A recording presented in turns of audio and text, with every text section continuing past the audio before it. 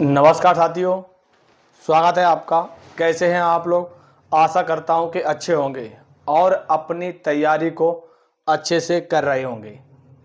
बहुत से मेरे साथी लोग हैं जो इंतजार कर रहे हैं एसएससी एमटीएस हवलदार भर्ती 2024, जिसमें आपकी एमटीएस की जो पद थे आपके 6144 और हवलदार के आपके पद थे 3439। बहुत से हमारे साथी लोग हैं जो कि बहुत से बच्चों की आपकी परीक्षा समाप्त हो चुकी है और कुछ बच्चों की परीक्षा आज है और कुछ बच्चों की परीक्षा कल है। यानी कि आपकी 14 तारीख तक आपकी परीक्षा है। 14 तारीख के बाद सही बच्चों की परीक्षा समाप्त हो जाएगी।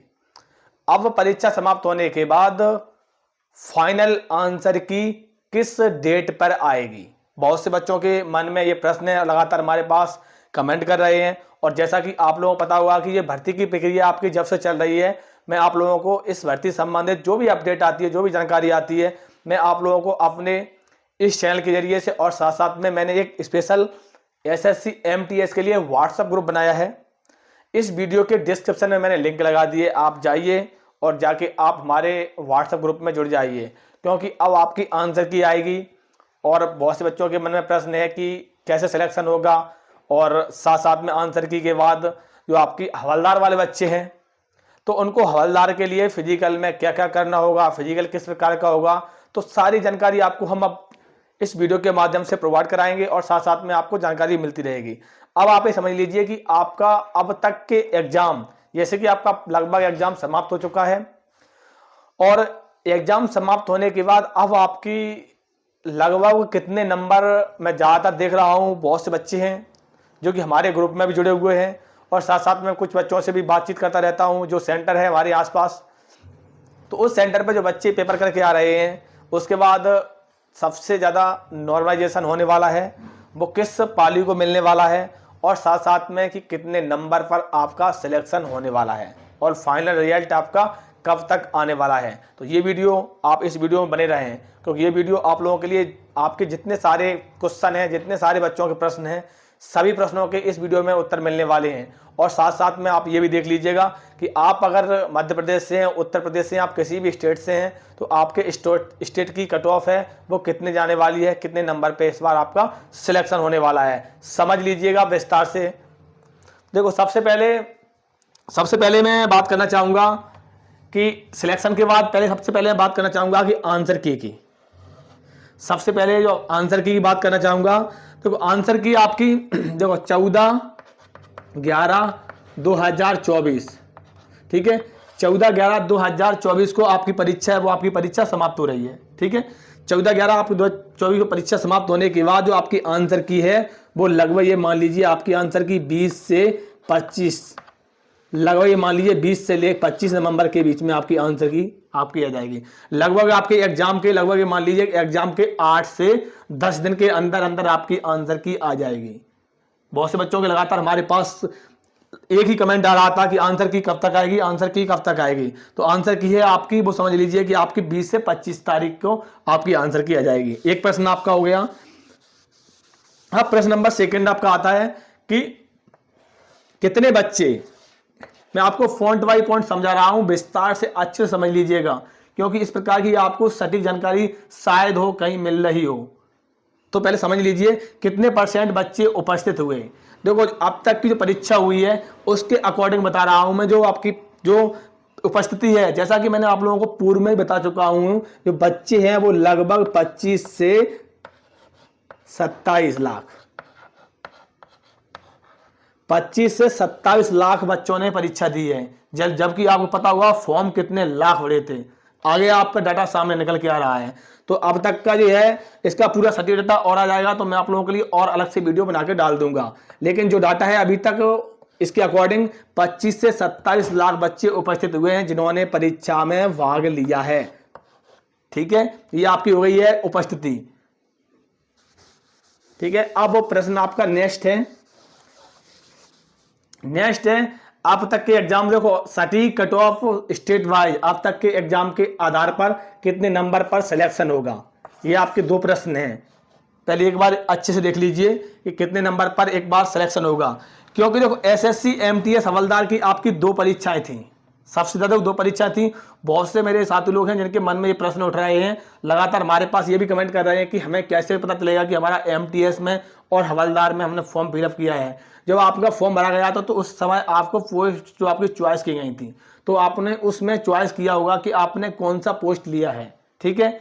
और उसके बाद मैं सभी साथियों से बताना चाहूँगा, जो आपकी देखो एक बार समझ लीजिए, तो एमटीएस और आपकी हवलदार, ठीक है, जो एमटीएस और हवलदार की परीक्षा तो आपकी एक ही हो रही है, ठीक है, परीक्षा आपकी एक हो रही है। तो आपका सबसे पहले जो आपका रिजल्ट है वो आपका रिजल्ट सबसे पहले हवलदार का आता है, ठीक है। इसका कारण मैं आप लोगों को पहले बता चुका हूँ, बहुत से मेरे साथी लोगों को, क्योंकि आपका जो हवलदार है, हवलदार में आपका क्या होना है, हवलदार में होना है आपका फिजिकल। हवलदार में आपका फिजिकल होना है, जिसमें आपकी दौड़ भी है, आपकी 157 सेंटीमीटर हाइट भी है और आपका 81 सेंटीमीटर चेस्ट भी है। उसमें उसके बाद आपको साइकिलिंग भी चलानी पड़ेगी। तो इस प्रकार से इसका फिजिकल है। इसका फिजिकल का मैं आपका जैसे ही पूरा डाटा आएगा, आंसर की जाएगी, आंसर की आने के बाद मैं आप लोगों के लिए अलग से वीडियो बना के डाल दूंगा, जिसमें बता दूंगा कि आपका हवलदार में इस प्रकार से आपका हवलदार में फिजिकल होने वाला है, ठीक है। तो बच्चों के मन में प्रश्न था कि एमटीएस और हवलदार में तो पहले आपका रिजल्ट आएगा हवलदार का, ठीक है। अगर जिन बच्चों का पहले रिजल्ट आएगा तो वो समझ लीजिएगा कि आपका नाम आएगा कि आपको पोस्ट हवलदार मिली है, तो आप अपना फिजिकल में लग जाइए। बहुत से बच्चों के मन में ये लग रहा है कि वैसे तो पहले से ही हो चुका है कि आपको हवलदार में फॉर्म भरा है। अब जो एग्जाम हुआ है, जिसमें एग्जाम हुआ है कि देखो 25 प्रश्न आपके 25 और 25 प्रश्न थे, 25 प्रश्न थे। तो पहले सबसे पहले मैं उत्तर प्रदेश से स्टार्ट करता हूँ। उत्तर प्रदेश से जो बच्चे किस प्रकार से करके आ रहे हैं, मैं एक एक राज्य से हमको सभी राज्यों वाले बच्चों को बताऊंगा। यूपी वाले से बता रहा हूं क्योंकि सबसे ज़्यादा वो आपकी एसएससी एमटीएस की जो पिछली परीक्षा हुई है 3, उसके अकॉर्डिंग सबसे ज़्यादा कट ऑफ आपकी उत्तर प्रदेश से ही जाती है। तो उत्तर प्रदेश में देख लीजिए आप, देखो इसकी कट ऑफ है, बहुत से बच्चे कह रहे हैं कि ऑल इंडिया कट ऑफ जाती है, ज़्यादातर इसकी कट ऑफ है, बाकी स्टेट वाइज जाती है, ठीक है। स्टेट वाइज इस बार कट ऑफ आपकी जाएगी, अब घबराएं ना। अब इसमें ये देख लीजिए कि 25 प्रश्न आपके थे, 25 प्रश्न आपके जीएस के और 25 प्रश्न आपके इंग्लिश के, ठीक है। तो उत्तर प्रदेश में मैं देख रहा हूँ ज़्यादातर लड़की और लड़की सभी के लिए बता रहा हूँ, अच्छे समझ लीजिए। ज़्यादातर जो एवरेज है अभी तक की जो परीक्षा हुई है, मैंने ज़्यादातर आप लोगों के लिए बहुत सारे मैंने जानकारी प्राप्त की और मैं आप लोगों के लिए हर हफ्ते में एक बार 10 बार 12 दिन में आपकी जानकारी लेकर एक वीडियो ना पोस्ट कर देता हूं।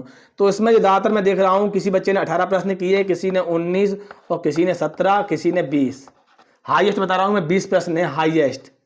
इससे ज़्यादा मैं देख रहा हूं किसी के प्रश्न नहीं हो पा रहे हैं। और इंग्लिश में देख रहा हूँ मैं, इंग्लिश में 17, 16, 20 और इंग्लिश में किसी बच्चे ने, जीएस में किसी बच्चे ने, बहुत ही कम बच्चे ने जो 21 प्रश्न किए हैं। तो इस प्रकार से जो आपका डाटा है उत्तर प्रदेश का बता रहा हूं। अगर उत्तर प्रदेश में आप मेल या फीमेल दोनों कैटेगरी से हो तो आप ये समझ लीजिए एक बार अच्छे से कि आपने जो इस प्रकार से आपने, अगर ये मान लीजिए अगर आपने 19 और प्लस 20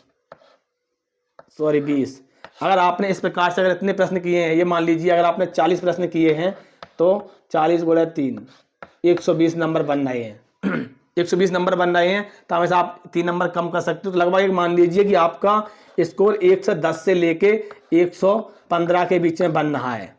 यूपी की बात कर रहा हूँ मैं, यूपी की बात कर रहा हूँ। अगर 110 से लेके 115 के बीच में अगर आपका स्कोर बन रहा है तो इसमें आपका नॉर्मलाइजेशन ऐड नहीं है। नॉर्मलाइजेशन के लिए मैं आप लोगों के लिए अलग से वीडियो बना दूंगा, उसमें बता दूंगा कि आपका नॉर्मलाइजेशन में किस पार्टी को फायदा होने वाला है। यूपी की बात कर रहा हूँ मैं इतना। और अगर एमपी की बात की जाए तो एमपी के मान लीजिए अगर आपके नंबर 108 से लेके 112 के बीच में, ठीक है। और अगर बिहार की बात की जाए तो बिहार वाले एक बार अच्छे से देख लीजिए। बिहार वाले बच्चों का अगर नंबर है मान लीजिए अगर आपके 106 से लेके 113 नंबर तक, ठीक है। झारखंड की बात की जाए, झारखंड वाले बच्चे देख लीजिए 150 से लेके आपके 112 नंबर तक। इस प्रकार से अगर आपके नंबर बन रहे हैं। और आप किसी भी, अगर आप राजस्थान से हो तो राजस्थान वाले बच्चे देख लिए 103 से लेके 110 तक। इस प्रकार से अगर आपके जो किसी भी, अगर आप स्टेट से हो तो आपके इस प्रकार से नंबर बैठ रहे हैं, जो मैंने आपको इसके अकॉर्डिंग बता रहा हूं। क्योंकि बहुत से बच्चों के मन में ये प्रश्न है कि जो आपका फर्स्ट जो आपका पार्ट था जिसमें आपकी रीजनिंग और मैथ था, तो उसमें बच्चों को ये लग रहा है कि इसमें हम ज़्यादा प्रश्न करके आए हैं तो क्या इसके नंबर हमारे ऐड हो जाएंगे। इसके नंबर आपके ऐड नहीं होंगे। ये आप इसको, इसमें आपको टोटल 12 प्रश्न करने थे। 12 प्रश्न अगर आप कर देते तो आप इसमें पास हो जाओगे। तो मैं सभी साथियों से कहना चाहूँगा, अगर आपके इस प्रकार से नंबर जो मैंने आपको बताए हैं, अगर आपके इस प्रकार से नंबर आपके बन रहे हैं तो ये मान लीजिए आप अपनी तैयारी कर लीजिए। अब आपका रिजल्ट के बारे में एक बार और समझ लीजिए। रिजल्ट देखो, पहले तो आपकी आंसर की आएगी। आंसर की आने के बाद आपका लगभग मान लीजिए कि 15 से 20 दिन, हो सकता है कि ज़्यादा भी समय लगे, क्योंकि इसमें जो आपकी जो समय लगता है एसएससी एमटीएस की भर्ती है, जिसमें आप लोग देख सकते हो कि कितने बच्चों ने परीक्षा दी है, इसका पूरा डाटा निकाला जाता है। तो ये मान लीजिए कि आपका जो रिजल्ट है वो लगभग ये मान लीजिए दिसंबर के महीने में आएगा। दिसंबर के महीने में रिजल्ट आपकी आने की संभावना है। तो मैं सभी साथियों से बताना चाहूँगा, आप लोगों को इसी प्रकार की अपडेट्स एंड जानकारी के लिए हमारे चैनल से जुड़े रहें। अगर आप लोगों को मेरा वीडियो अच्छा लगा हो तो सभी साथी लोग वीडियो को लाइक जरूर कर दिया करें। नमस्कार, जय।